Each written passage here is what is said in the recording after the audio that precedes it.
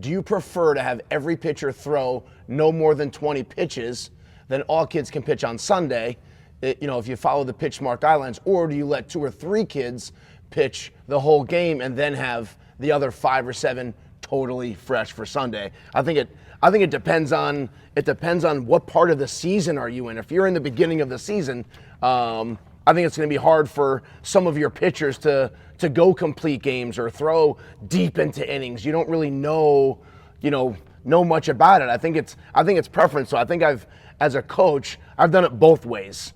Depending on the weekend, depending on who we're playing, depending on what the competition is, kind of worked both sides of it to where you save a couple guys that you can use later on Sunday, as long as they're staying at very few pitches. And there's some guys that can't come back and bounce back after throwing 20 pitches. They throw their 20 pitches, and the next day they're really only 50%. Well, maybe some of those guys, that's not a good idea, but you almost don't know until you try it first. So I think it depends on the season and all that stuff. What do you think? Yeah, that's a good question. I think trying your best to map out.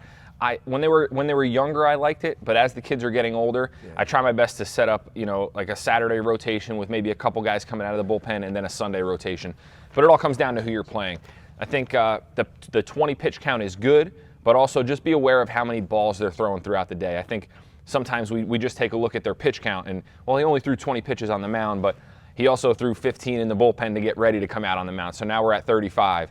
And and then in game 2, he played shortstop and he's firing balls across the infield the entire time. So when you add all the throws together, I think that's where the kids start to get tired.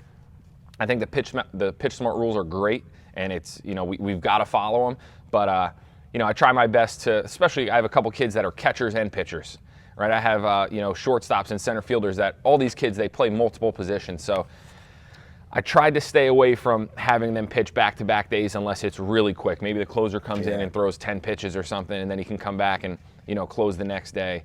But, I would just say monitor their throws when they're not on the mound as well, making sure they're not, airing it out. At that age, those kids, they play tennis ball, baseball in between games too, and they're firing tennis balls all over the place in the playground. So really just try to monitor those throws outside of the 20 pitches that they're going to throw on the mound that day.